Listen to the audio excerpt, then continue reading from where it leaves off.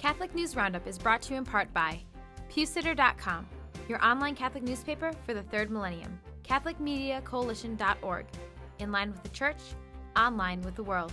And TheAmericanCatholic.com, politics and culture from a Catholic perspective.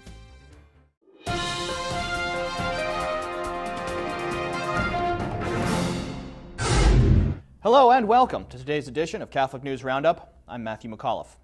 Mother murdered.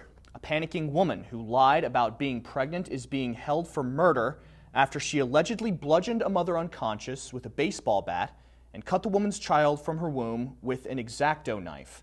Fox News reports Aneta Morales Rodriguez stands accused of 2 counts of first-degree murder for the child and the mother, with bail currently set at $1 million. The mother, Maritza Ramirez Cruz, was due to give birth to the child, her 4th little one, next week. Morales Rodriguez is due back in court October 19th for a preliminary hearing, while Fox News says that there have actually been 5 similar cases over the past 7 years of women taking an unborn child from another woman's womb. While that mother was robbed of her child, scientists are robbing life from children that they have imprisoned in test tubes with the horror of human cloning. The world is claiming a recent accomplishment in the field of cloning, a scientist who says he has successfully cloned human embryos, according to CatholicCulture.org. E. Christian Brugger, a moral theologian and teacher at St. John Vianney Theological Seminary in Denver, Colorado, says the embryos were developed specifically for the purpose of being harvested for their stem cells produced from eggs taken from women superovulating through the use of dangerous drugs, and scientists had to use 270 eggs to begin to produce results. He also points out the embryos are severely disabled because the researchers who developed them intended them to be that way. You can read the full story and get more information about the Catholic Church's stance on cloning visiting our resource page. Just click on the link right outside the screen. Legislating gender identity. In California, you can now change your birth certificate information as long as you can provide proof of what is being called clinically appropriate treatment when you had your sex change, of course. Catholic Online says the ex-Jesuit seminarian governor of the Golden State, Jerry Brown, has signed into law 2 new bills, one in which self-identified, quote, transgendered people can change their legal documentation to reflect their so-called chosen identity. Coupled with that is a new law that will make it illegal to discriminate against a person based on their, quote, self-chosen gender identity, giving particular civil rights status to those who have chosen to disfigure themselves in an attempt to change their gender. Dissenting Catholic Governor Brown has also signed legislation that forces the study of LGBT lifestyles into the classroom curricula of schools across the state. Stay with us. We'll be back in just a few seconds.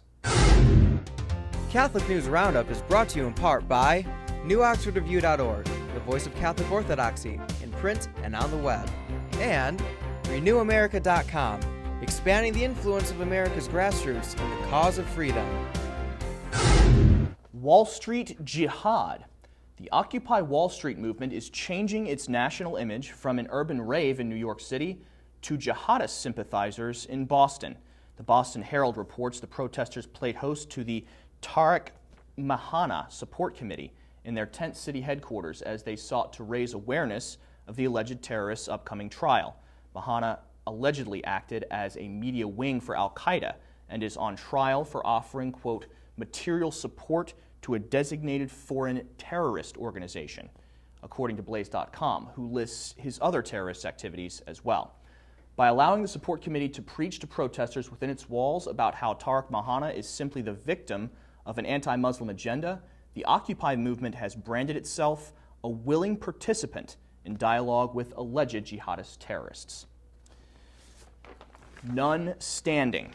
Despite the heroic efforts of Christians in Afghanistan, there is not a single church left standing, and U.S. taxpayer money may have helped to fund the destruction.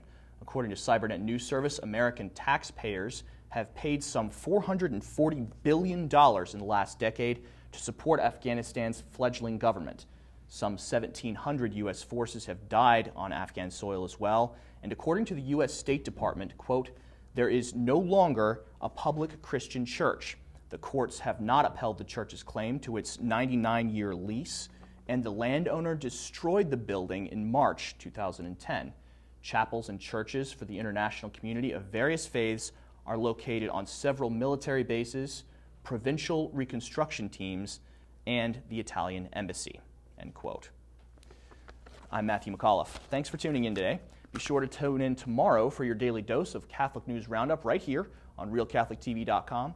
And be sure to check out The Vortex today, where Michael talks about rounding up the Catholics. Thanks for tuning in. Be sure to tell all your friends about us, and as always, God bless you.